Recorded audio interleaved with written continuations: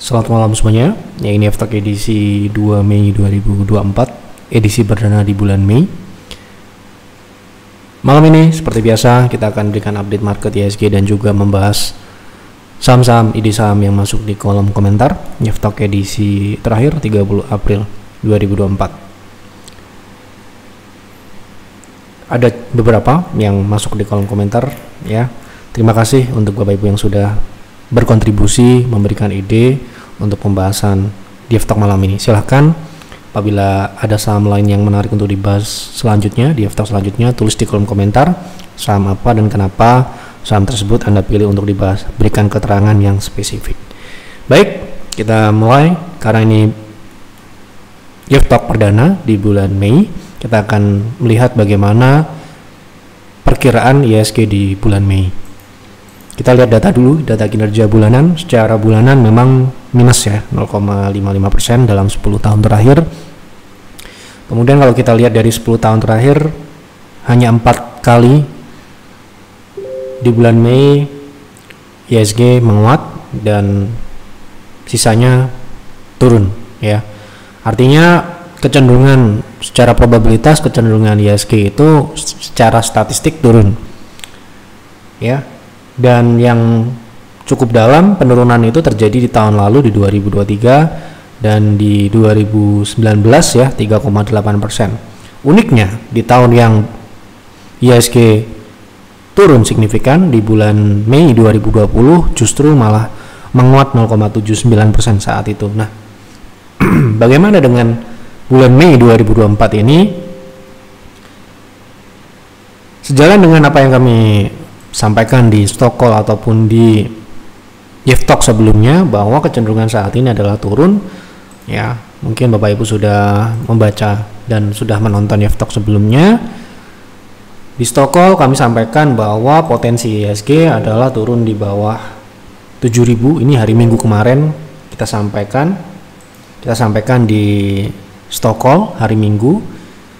Dan ini merupakan lanjutan dari stock call sebelumnya, bahwa di stock call sebelumnya minggu terakhir bulan April IHSG berpotensi rebound dan mencapai 7.240. Kemudian hari ini turun berapa persen? 1,6%. Penurunan hari ini merupakan penurunan yang cukup signifikan, tadi hampir 2% ya. Jadi di pembahasan terakhir IHSG sedang berada di resisten dan target yang kami sampaikan 7240 ya, itu adalah penutupan di bulan April ya, dimana itu adalah target maksimal kenaikan IHSG, dan setelah mencapai target tersebut ya IHSG jatuh karena memang itu adalah target maksimal dari kenaikan IHSG ya. Jadi untuk saat ini kami masih berpedoman pada apa yang kita sampaikan di stock call ataupun di F-Talk sebelumnya, bahwa potensi IHSG di awal bulan Mei ini adalah melanjutkan penurunan di bawah 7.000 atau 6.940. Bahkan ini bisa ke 6.800-an. Dan penurunan di area tersebut itu masih dalam tren naik jangka panjang. Jadi ya, bagi kita yang view-nya jangka panjang, mungkin penurunan ini merupakan penurunan yang cukup ya menarik ya untuk kita berinvestasi ya. Bukan justru sebaliknya kita takut, tapi malah justru ini adalah mungkin waktu terbaik untuk investasi di tahun 2024. Oke, kita lanjut ke pembahasan saham. Yang pertama, tolong bahas SCMA untuk swing. Oke, untuk SCMA saat ini berada di dalam tren turun. Untuk swing kita akan lihat ya, namanya swing kita tidak mengenal tren, yang terpenting memang potensinya adalah naik atau swing pullback ya. Dan menarik atau tidak ini ya, kita perlu lihat adalah berapa persen upside dari pullback ini gitu ya, pullback dari SCMA ini. Nah, terakhir dia sudah mengalami pullback dan mencapai target 0,38 yang biasanya merupakan target pullback atau DCB target. Nah, kalau kita lihat dari penutupan hari ini, saya rasa ini merupakan indikasi potensi untuk SCMA melanjutkan penurunan. Target turun untuk SCMA sendiri masih di 105 ya, masih bisa turun, artinya dari level saat ini kita mungkin untuk swing lebih menarik jika dia sudah mencapai ekstensi di 1,618, yaitu di harga kisaran di bawah 110 ya, di 105. Oke, seperti itu kira-kira. Tolong bahas trading plan jangka menengah WIRG. Oke, trading plan jangka menengah berarti kita asumsikan trend following di saham WIRG. Cocok atau tidak kita akan lihat. Oke, kalau secara trend tentu saja apa yang Anda lihat ini saham WIRG saat ini belum uptrend atau downtrend. Jadi otomatis trading plan-nya adalah menunggu dia reversal, menunggu dia uptrend terlebih dahulu. Seperti itu. Cukup ya. Sore Pak ya, boleh tolong bahas LP untuk invest bisa ke harga berapa dan all time high dalam jangka menengah secara teknikal. Saya punya di 273 PV. Oke, berarti sudah invest. LP untuk invest. Nah, ini sudah kita pernah bahas sebelumnya. Ini targetnya yaitu di 326 ke all time high, memungkinkan ya sementara ini karena secara tren juga masih uptrend. Memang dalam jangka pendek dia masih konsolidasi di dalam tren naik seperti yang sebelumnya. Jadi secara teknikal apabila dia breakout 300, targetnya tentu saja kita akan lihat ekstensi yang sudah terbentuk dari swing terakhir, yaitu di 1,6 390-an atau 400. Ini adalah target untuk jangka panjangnya. Oke, BBRI sudah all in di 4.770 sampai dengan 4.970. Yakin aja deh. Ya, silahkan. Itu ya tanggung jawab Anda dan ya itu risiko dan potensi profit ya Anda sendiri yang sudah berhitung tentunya. Jadi kalau kita bukan masalah BRI atau saham yang lain, tapi all in itu tidak pernah kami lakukan. Ya, karena kami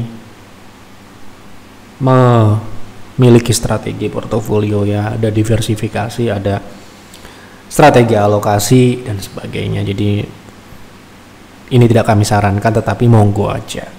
Mau all in, mau pakai margin, mau apapun ya itu uang Anda dan itu urusan Anda, silahkan. Tapi kalau Anda bertanya ke kami, itu saja mengacu pada aturan yang kami sudah gunakan sejak bertahun-tahun. Pengalaman saya lebih dari 10 tahun ya, kami tidak pernah melakukan yang namanya all in. Kita hanya akan all in jika kita sudah dapat memastikan saham ini pasti naik setelah kita beli, baru gitu all in. Masalahnya saya atau kami pun yang menggunakan sistem yang kita sudah gunakan lebih dari 7 tahun tidak bisa memastikan saham yang kita beli pasti naik ya. Probabilitasnya naik, tetapi tetap ada kemungkinan risiko, ada risikonya. Masalahnya saham ini adalah aset yang berisiko, memiliki risiko ya, sehingga ya kami tidak akan melakukan all in dalam saham yang kita analisa dengan baik. Ini saham ini pertumbuhannya bagus, sangat sehat pun kita tidak akan berani all in, karena kita punya aturan yang sudah terukur dan teruji dalam setiap investasi pun ataupun trading sekalipun. Apalagi trading ya kan nggak mungkin gitu ya. Investasi sekalipun yang jangka panjang yang kita tahu fundamental seperti apa, itu tidak akan membuat kita all in pada sebuah posisi. Tetapi ya terserah, itu ya menjadi urusan Anda dan ya resiko ada di tangan masing-masing tentunya ya. Jadi begitu. Tolong bahas saham RAAM untuk trading RAM. Oke, downtrend ya saat ini. Kita akan lihat potensi swing dari RAM. Oke, kita lihat dari potensi berapa persen upside ke 0,3 atau ke EMA ya. Ke EMA 60 yang kita gunakan itu sekitar 9%. EMA ini adalah indikator yang dinamis ya, mengikuti harga semakin hari semakin turun. Untuk resist terdekat di 472, 470-an itu sekitar 6%, dengan potensi 0,3 selama dia tidak turun lebih rendah dari swing terakhir, potensinya adalah sekitar 17% ke 0,3. Tentu saja ini signifikan upside-nya. Nah, tidak berhenti dari situ, kita harus lihat risk-nya. Nah, apabila saham ini kita beli di harga saat ini, kemudian ternyata dia turun lagi, ya, kembali ke support 390, itu risknya adalah 12%. Kita bisa proteksi di 420. Ya, kalau kita lihat di time frame yang lebih kecil, ya saat ini di time frame lebih kecil di H4 itu dia rejection dari MA60 ya. Ini indikasi yang kurang terlalu bagus. Nah, saran saya tunggulah dia kembali di 472, 470-an lah, tutup di situ, baru Anda bisa proteksi di 446 sehingga risknya tidak segitu ya. Risknya menjadi ya 5%. Dengan upside yang tentu saja agak berbeda ya. Sekitar 11%. Tapi itu minimal ya. Kalau dia bisa tutup di atas itu berarti potensinya 0,618 yaitu di 600, sekitar 28%. Itu strateginya seperti itu. Semoga dipahami. Oke. Pak F, tolong bahas BMRI, saya mau buy untuk trading, boleh masuk di harga berapa? Oke. Terakhir kita bahas BRI dan BCA kemarin. Oke, kita lihat dari sebentar.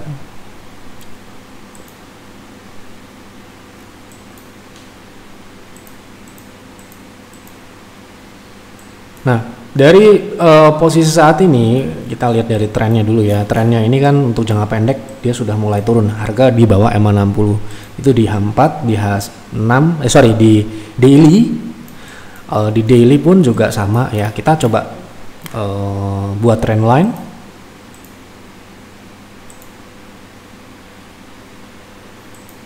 Nah, ini trend line-nya juga kebetulan sudah dipatahkan. Berarti kita akan lihat dalam jangka menengah. Tadi sudah sempat menyentuh di weekly ya. Itu menyentuh level 6025 yang kebetulan itu adalah MA60 ya. MA60 di weekly time frame-nya. Jadi mungkin kalau untuk trading potensi untuk buy on weakness itu di MA60 weekly yaitu di 6100 sampai dengan 6000 atau mungkin sedikit di bawah 590 5900-an itu mungkin akan memberikan risk yang lebih minimal ya gitu. Jadi kalau untuk harga saat ini misalkan kita beli di harga saat ini lagi turun sekarang, risknya berapa gitu ya, itu sekitar 4% ya, itu tetap masuk kriteria, maksudnya masih bisa ditoleransi di private trading room. Tapi upside-nya ini ya yang menjadikan mungkin akan lebih menarik jika kita menunggu di target bottom tadi ya. Kalau kita beli di harga saat ini potensi pullback-nya itu hanya 4%. Nah, berbeda cerita kalau kita belinya berhasil di target tadi di bawah 6100 itu sekitar 9%. Untuk Bank Mandiri itu cukup besar, 9% itu ya gitu. Untuk swing ya ini ya, jadi bukan untuk hold jangka panjang tapi untuk pergerakan jangka pendek gitu ya.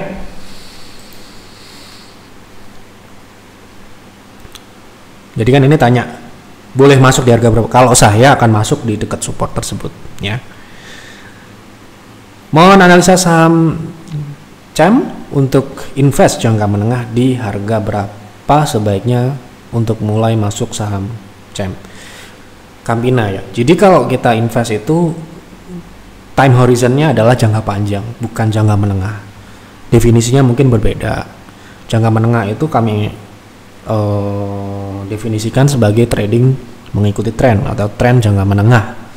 Tetapi kalau sudah berbicara investasi, kita akan siap untuk memegang saham tersebut dalam jangka panjang. Karena apa? Karena ada pertimbangan di awal fundamentalnya, pertumbuhannya, profitnya dan sebagainya, dan tentu saja itu tidak bisa kita jadikan patokan jangka menengah. Tentu saja tahunan gitu ya.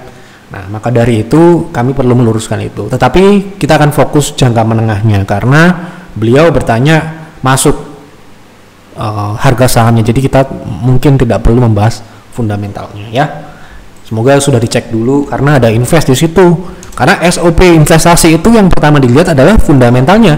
Baru setelah fundamentalnya layak sesuai dengan kriteria kita masing-masing, barulah kita melihat harga sahamnya ini secara teknikal, baik itu jangka pendek, menengah, panjang, itu bagaimana, apakah timingnya saat ini untuk dibeli atau menunggu terlebih dahulu dan sebagainya.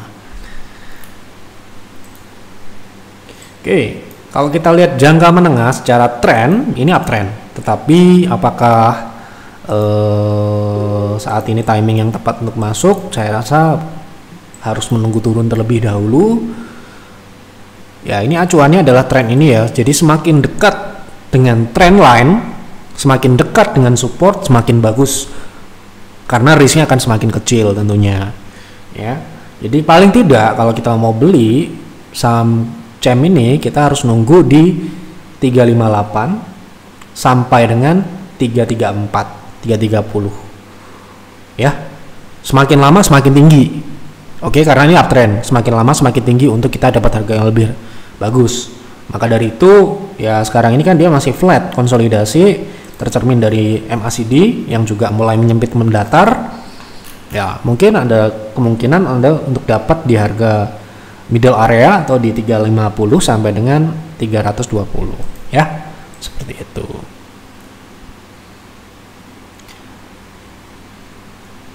Oke, mohon analisa Suri secara jangka pendek bagaimana, apakah kenaikannya sudah selesai? Nah, maksudnya mungkin sudah mencapai target atau bagaimana gitu ya. Oke. Saat ini Suri ini pullback ya dari penurunan sebelumnya. Memang ini saham yang relatif baru, konsolidasi ya, bisa dikatakan dia sudah mencapai target terdekat 0,3. Seharusnya potensi kenaikannya bisa sampai dengan 0,6. Nah, apakah masih bisa untuk dia naik lagi? Karena saat ini kan dia lagi turun gitu ya. Apakah dia bisa mencapai target berikutnya lebih dari 0,3? Syaratnya ada, masih memungkinkan sampai dengan saat ini selama tidak mengalami penurunan di bawah EMA 60, yaitu di 356. Artinya kenaikan pullbacknya ini masih dapat berlanjut sampai dengan 560 dengan catatan tidak turun lebih rendah dari 340 atau 350 ya, gitu. Jadi mungkin di harga saat ini risknya cukup ya, bisa ditoleransi, mungkin lebih rendah ya. Namun Anda harus ingat kalau dia turun lebih dari 350, kemungkinan di 470 ini terkonfirmasi sebagai lower high. Apa artinya? Ya downtrend gitu ya. Oke. Jadi harus ada Anda tahu perubahan dari skema atau skenario yang ada di saham yang kita beli.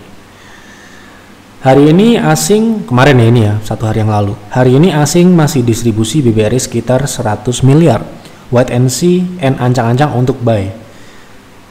Kemarin kita juga jualan hari 30 April, kita jualan di hari terakhir waktu BRI naik di 5.000. Bukan karena BRI dijual asing, bukan, tapi memang kita pengen realisasi profit dan kemungkinan kenaikan itu sifatnya adalah untuk mengangkat indeks di akhir bulan ya, karena kalau tidak diangkat itu jeblok banget ya, sehingga IHSG jadi ditutup minus 0,7, harusnya lebih dari 1%.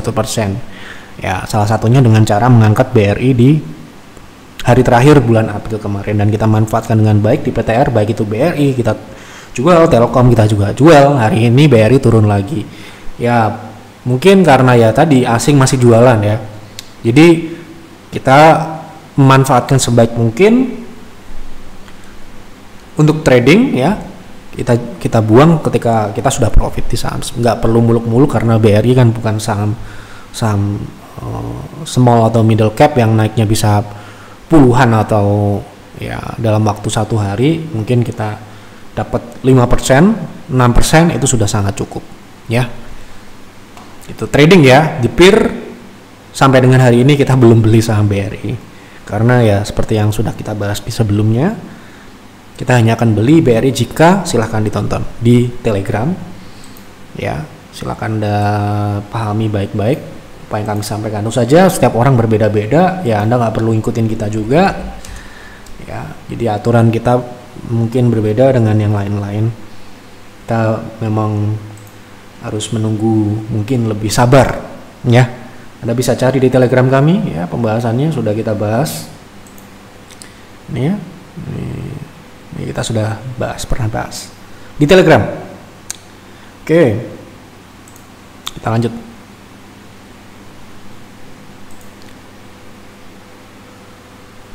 Tolong bahas saham Tugu untuk trading jangka menengah atau pendek. Sebaiknya TP di harga berapa? Apakah saham ini layak untuk investasi? Ini bingung nih ya, pertanyaan seperti ini bingung. Mau trading jangka menengah pendek, kemudian tanya investasi. Ini orang bingung, ya. Jadi Anda nggak boleh bingung. Ini saran saya, Anda nggak boleh bingung. Anda itu harus menentukan dulu, Anda itu trader atau investor. Jadi pertanyaannya ya harus sesuai dengan Anda sendiri itu apa. Jangan sampai Anda beli buat trading, tiba-tiba saham turun jadi investasi, itu nggak boleh. Ya, kalau niatnya invest itu sudah niat ingsun jangka panjang, bukan untuk main-main. Jangka panjang itu bukan seperti trading, tidak sama. Cara melihatnya berbeda, time frame-nya berbeda, kesabarannya berbeda, risk-nya berbeda. Oke, jadi Anda ini harus bulatkan niat dulu apa yang cocok untuk Anda, apakah trading atau investasi, begitu loh, baru bertanya. Saya mau trading saham X, saat ini kondisi teknikalnya seperti apa? Misalkan saya ingin berinvestasi di saham A, apakah fundamentalnya layak untuk dibeli saat ini? Apakah secara teknikal masih bisa turun lagi untuk kita beli secara bertahap? Begitu ya. Jadi jangan jadi orang bingung di market. Kalau bingung Anda akan terombang-ambing dan ya rugi, terombang-ambing karena tidak memiliki prinsip. Mau trading, mau investasi, semua akan baik kalau Anda paham. Semua akan menghasilkan, kita sudah buktikan. Mau trading kayak mau investasi, semua akan baik hasilnya jika kita paham dan sudah membulatkan niat. Ya, sudah kita buktikan. Ya, tinggal Anda pilih, Anda ini cocoknya apa, gitu ya. Jangan sampai Anda bingung mau ngapain. Ya, saya akan jawab jangka menengah, trading jangka menengah ini ya. Kita lihat trennya seperti apa gitu ya. Ya, semoga dapat diambil positifnya ya apa yang kami sampaikan ini. Ya, pengalaman saya ya, ketika kita di market kita nggak boleh bingung, kita harus lurus apa yang cocok dengan kita ya, gitu loh, kita jalani ya. Masalah sahamnya apa yang ketemu nanti ya kita ambil apa aja yang sesuai gitu ya. Nah, untuk trend following jangka menengah saham ini kurang cocok. Anda lihat di sini ya, swingnya ini adalah sifat jangka pendek, ini pergerakan jangka pendeknya. Apabila Anda beli kemudian sahamnya naik, kita tidak jual, dia akan turun lagi. Yang karakteristiknya seperti itu. Ini cocok untuk swing jangka pendek kurang dari 20 hari. Ya. Jadi ini tidak cocok. Ya. Besok lagi kalau Anda sudah paham, coba tanya sesuai dengan strategi Anda ya, jangan sampai bingung seperti ini. Ini pertanyaan orang bingung. Mohon maaf sekali lagi, semoga tidak tersinggung ya. Karena kami mendapatkan konsultasi itu ratusan, bahkan orang bingung, nggak mengerti apa itu bedanya trading dan investasi. Ya, kita sejak 2017 sudah menegaskan perbedaan trading dan investasi itu berbeda. Makanya layanan kita ada 3, ya, gitu. Bahkan peer dan peers pun berbeda ya, pendekatannya berbeda. Sama-sama investasi tetapi satu syariah, satunya enggak, itu sudah berbeda. Apalagi trading dan investasi itu sangat beda dimensinya, beda strateginya, beda orangnya, beda karakternya, beda profilnya dan sebagainya. Ya. Oke, semoga dapat dipahami ya. Tolong bahas MAPA secara teknikal bisa turun sampai berapa? No. Oke. Kita akan lihat dari ini, akselerasinya memang sudah selesai. Kebetulan tepat kita jualan di Peers ya. Nah, ini bisa turun sampai berapa? Kebetulan dia memang sudah menembus 0,3, artinya ya target selanjutnya adalah 0,5 dan 0,6 harusnya. Terdekat di 715, tetapi seharusnya nanti ke 0,6. Mungkin di 0,5 ini nanti rebound membentuk wave B. Ya, ada kemungkinan seperti itu. MAPA akan membentuk wave B. Wave B ini nanti bisa di 0,3 atau 0,6 dari wave terakhir. Misalkan kita asumsikan di 0,5 ini, nanti dia bisa pullback di 880 sampai dengan 985 ya. Seperti itu. Target turun terdekatnya di, kalau Anda bertanya target turunnya di berapa? Di 715 sampai dengan 610. Mungkin di 610 ini butuh proses swing dulu, satu wave ya. Oke.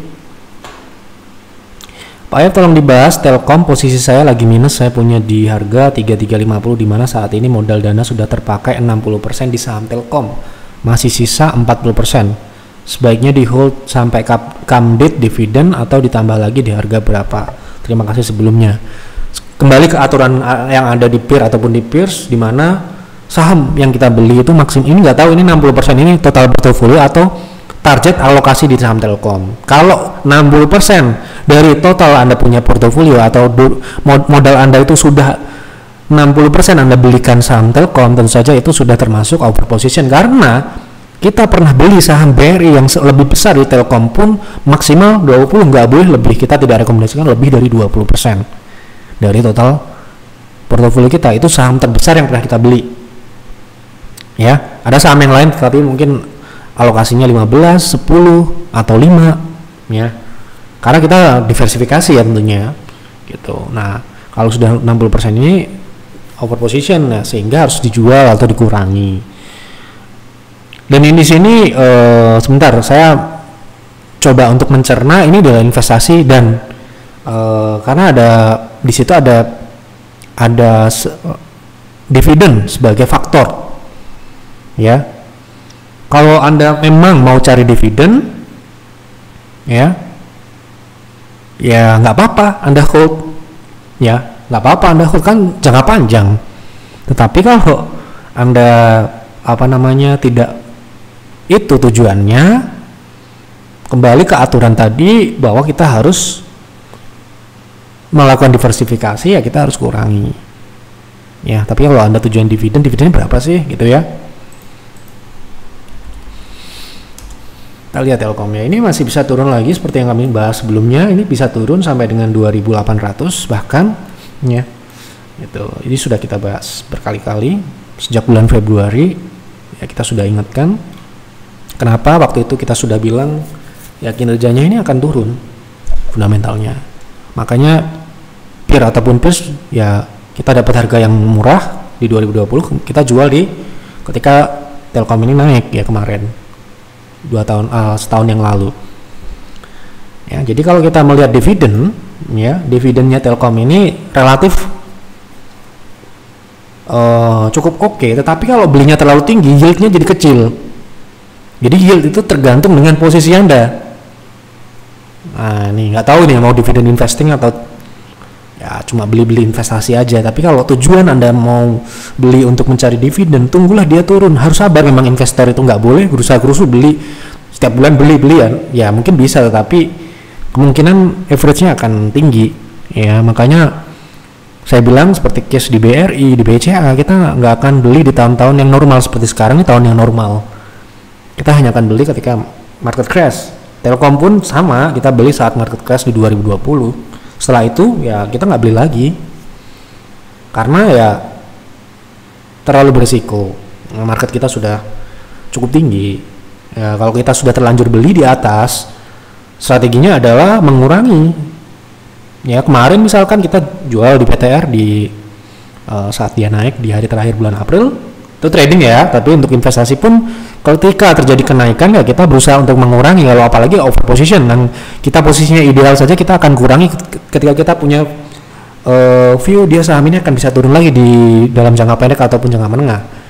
Kenapa? Kita bisa buyback di harga yang lebih murah dan dengan harga yang lebih murah dan barang lebih banyak gitu ya.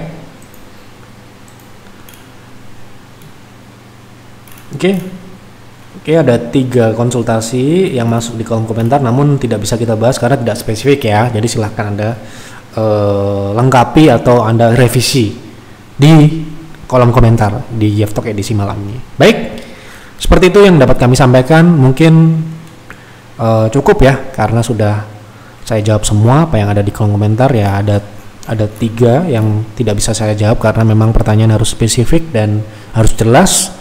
Apa tujuan Anda bertanya di kolom komentar ini? Jadi jangan cuma iseng bahas saham A, saham B, saham C, tapi Anda sendiri tidak butuh sebenarnya, karena ya mubazir nanti waktu kita membahas itu ya. Jadi sebaik mungkin ya Anda jelaskan kenapa Anda tanya saham Telkom misalkan. Saya mau berinvestasi saham Telkom di harga saat ini bagaimana? Saya mau trading saham Telkom di support berapa saya kira-kira bisa tunggu. Nah, itu kan kita bisa jawab memang Anda mau bertujuan pengen beli. Nah, kalau cuma Telkom dong apa maksudnya? Ya mohon maaf loh. Ya semoga tidak tersinggung. Ya sekali lagi Yeftalk ini kan membahas apa yang diminta. Kalau tidak diminta dengan kejelasan ya kita, mohon maaf ya kita takutnya nanti ada kepentingan bahas Telkom tapi kita view-nya trading misalkan. Nah, kita nanti dikira wah ini ada tujuan terselubung biar sahamnya ini naik dalam jangka pendek karena PTR punya enggak gitu ya. Kita enggak seperti itu caranya. Oke. Semoga dapat dipahami. Sekali lagi terima kasih untuk Bapak Ibu yang sudah menonton dan berkontribusi. Silahkan isi kembali kolom komentar sama apa yang menarik untuk dibahas di Yeftalk selanjutnya. Terima kasih. Mohon maaf apabila ada kekurangan atau kesalahan dalam menyampaikan di Yeftalk malam ini. Selamat malam dan selamat beristirahat.